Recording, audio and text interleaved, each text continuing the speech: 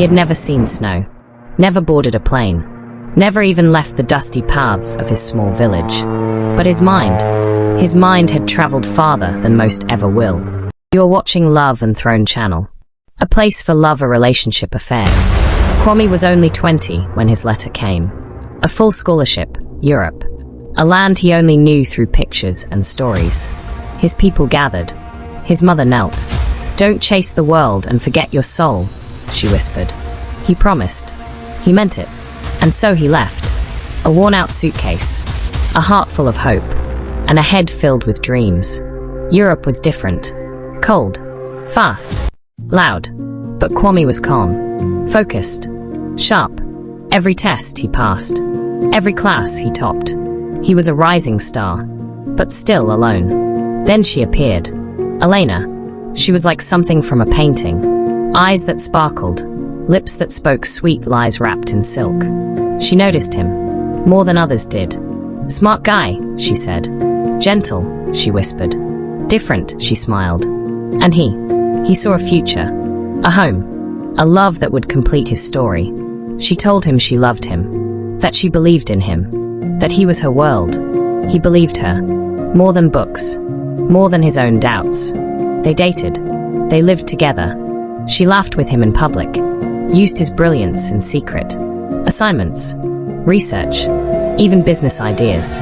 He gave, and gave, and gave, until she asked for more. "Marry me," she said. And he did, proud, honored, thinking love had finally smiled at him. But love was not what she brought. Not long after the vows, the warmth disappeared. The "I love yous" turned to "you're not enough." The smiles became sighs. The soft touches turned cold. She mocked him in front of friends, called him slow, reminded him he came from nowhere. He stayed quiet, trying to fix it, trying to hold on. But the hands he once held in love let go. She left him. No warning, no goodbye, just a divorce paper and a demand. The house, the one he paid for, the one he built with every extra hour, every sleepless night. She claimed it, and won, not because it was hers, but because the system listened to her voice more than his truth. He watched as she moved on, to someone richer, older, powerful.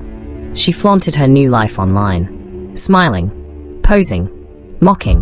What she didn't know was that Kwame had stopped crying and started planning.